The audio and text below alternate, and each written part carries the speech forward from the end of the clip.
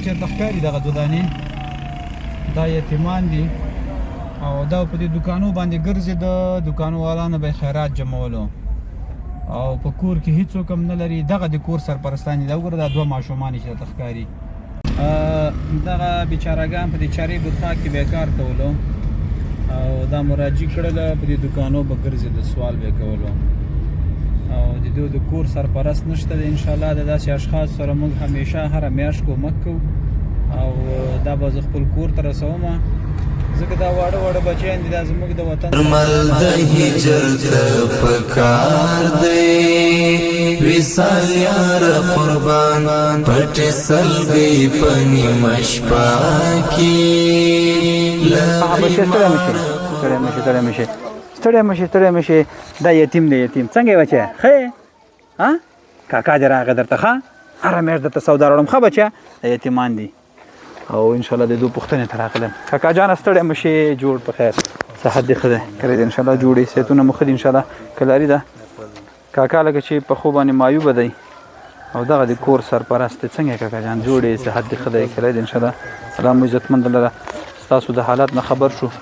دغه خورکۍ په چارې بوتخا کې د دوکانو باندې به ګرځېده او سوال به کوو یا به چا کوو نو دا مې راوسته انشاءالله دا به نور سبق وایي او مکتب ته به هم شامله کړي زه ته هره میاشت سودا راوړم صحیح ده انشاءالله نو بس دغه یتیمانو باندې به خیال ساتي موږ دغه روغه خو باندې درس شروع شو د اختر نه بعد ښه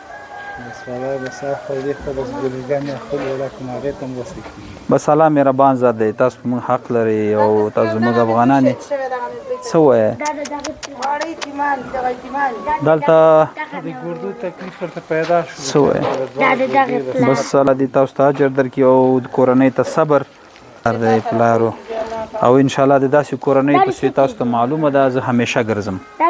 او انشاءالله د ټولو به لاسنیوی زه کوم تر څو د دوی دا مشکلات حل شي او د دوی به زه هره میاشت حواله اخلم دا وګورئ څنګه ها څنګه ها آفرین دا وګورئ دا زموږ د وطن یتیمان دي انشاءالله یتیمانو سره خاصه مینه لرم او چې چېرته یتیم ځان به رسوم انشاءالله بس راځئ افغانانو د دغسې بې کسو بې وسو سره مرسته وکړئ تر څو د دوی هغه مخونو باندې مسکا راشي او دوی یو څه وویني او د راحت ژوند تېر کړي دلته سوري ته ودرېږه ښه دوی دغه یو اتاق کې وخت تېروي دغه ډېر وړوکی اتاق دی خیال پر دښته چې انځور کړم ستا د یاد چاپېرې خیال پر دښته چې انځور کړم ستا د یاد چاپېرې د خیال پر دښته چې انځور کړم ستا د یاد چاپېرې ارزنه لار وهم خورکۍ ده او دا به نور هېڅ کلم خیرات ته نه ځي صحیح ده بچی نور خو نه ځي انشاءالله بچ سودا خلاصېده ما ته به زنګ وایي ښه نو دا یتیمان دي دوی ته مې سودا راوړله او بچې خلاصېده ما ته زنګ وهه صحیح دی کاکا موږ ته غېږ راکړه السلام علیکم فراق غم د در تړۍ راته سپړلې داسې بچې خدای په امان چاچی لاکه بل چاچی لاکه بس سلام او ژوندي لره سلامته اوسې خوشحاله اوسې انشاءالله هر وخت خلاصېده ما ته مور یې زنګ وهه صحیح دی خدای په امان